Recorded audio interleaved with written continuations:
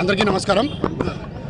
అనంతపురం నగరంలోని 18వ డివిజన్లో ఒక కాలువ పని నిమిత్తం అక్కడ కాలువ వేసిన సందర్భంగా అక్కడ ఉన్నటువంటి ఏదైతే కాలువ పక్కన ఉన్నటువంటి మెటుకులు అయితేమి, అదేవిధంగా అక్కడ ఉన్నటువంటి వస్తువులు అయితేమి తీసే భాగంలో అక్కడున్న దగ్గర ఉన్నటువంటి కార్పొరేటర్ కొడుకు దాదు అనేటువంటి వ్యక్తి అక్కడ ఉండి అక్కడ ఏదైతే అక్రమానికి గురైనాయో అవన్నీ కూడా తీస్తున్న సందర్భంలో అక్కడ ఉన్న ఏదైతే టీడీపీకి సంబంధించిన ఫ్లాగ్ ఉందో దాన్ని కూడా అది కాలువ మీద ఉన్నందువల్ల పక్కన తీస్తున్న సందర్భంలో జెండా ఉన్నంత సందర్భం అక్కడ తీస్తున్న సందర్భంలో అది కూడా తీయాల్సిన పరిస్థితి వచ్చింది.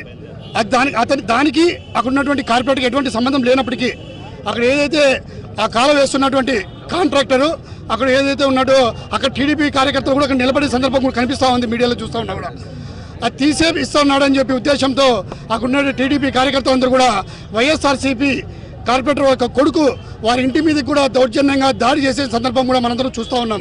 అది చూస్తూ ఉంటే అక్కడ ఉన్నటువంటి అది పక్కన పెట్టి అదే కార్పొరేటర్ కొడుకు మీదే ఈరోజు కేసు పెడితే ఇక్కడ ఉన్నటువంటి ఏదైతే టూటౌన్ పోలీసు వారు ఉన్నారో అక్రమంగా ఆయన పైన కేసు పెడితే మేము ఇక్కడ అడగడానికి వస్తే మా పైన కూడా దురుసుగా ప్రవర్తించడం చూస్తూ ఉన్నాం. ఈరోజు పోలీసు వారు టీడీపీ కార్యకర్తల మాదిరి పనిచేస్తూ ఉన్నారు. మేము ఒకటే చూస్తున్నాం, 3 టౌన్ సిఐ అంట ఆయన రాజేంద్రనాథ్ యాదవ్. గతంలో కూడా చూసాం, ఒక గిరిజన మహిళ ఆ అమ్మాయిని చంపితే ఆ ముద్దాయిని దొరికినప్పుడు కూడా వదిలిపెట్టి ఆయన్ని కూడా ఆ రోజు సస్పెండ్ చేసి వదిలిపెట్టిన సందర్భం కూడా మనం చూసాం. కానీ ఆ విషయంలో సస్పెండ్ చేశారు. కానీ వెంటనే ఒక నెలలోనే ఆయన ఒక గురు దక్షిణం కింద ఆయన వెంటనే ఒక నెలలోనే 3 టౌన్కి మళ్ళీ 3 టౌన్ పోలీస్ స్టేషన్కి అపాయింట్ చేయడం జరిగింది. ఈరోజు ఆయన వస్తూ ఉన్నాడు, మేము శాంతియుతంగా వచ్చినాము సందర్భంలో మా కార్యకర్తకు అన్యాయం జరిగిందనే ఉద్దేశంతో కొద్దిగా అంతో ఇంతో రోడ్డు మీదకి వచ్చాం. వాస్తవమే కాదంటంలే. ఆయన వచ్చి ఏం మాట్లాడుతూ ఉన్నాడు, టీడీపీ కార్యకర్త మాదిరి మా మీద దౌర్జన్యం చేస్తూ ఉన్నాడు. మీరు వైసీపీ కార్యకర్తలు గుండాలనే విధంగా రెచ్చగొట్టే విధంగా ఆయన ఒక సీఐ మాదిరి బిహేవ్ చేయడంలే, ఒక రెచ్చగొట్టి ఏదో ఒకటి ఇష్యూ చేసి మా పైన కేసులు కట్టాలనే ఉద్దేశంతో ఆయన బిహేవ్ ఉంది. ఒకటే మేము చెప్తా ఉన్నాం, మీరు మీ గురుదక్షిణ కింద మీరు ఏదైతే మీ శాసనసభ్యులు ఉన్నారో ఆయన మీరు పని చేయండి, మేము కాదనిలే.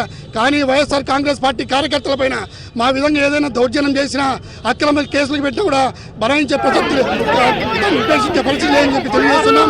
ఇట్లాంటి కార్యక్రమం మరెన్నో కూడా చేసి వారి యొక్క పోలీసుల ఎల్లకాలం ఇదే గవర్నమెంట్ ఉండదు, మళ్ళీ కూడా వైఎస్ఆర్సీపీ వస్తుందని చెప్పి తెలియజేస్తాం. ఇదే విధంగా మళ్ళీ చెప్తున్నాం, మళ్ళీ కూడా మీరు పోలీసు డ్యూటీ చేయాలని చెప్పి తెలియజేస్తాం.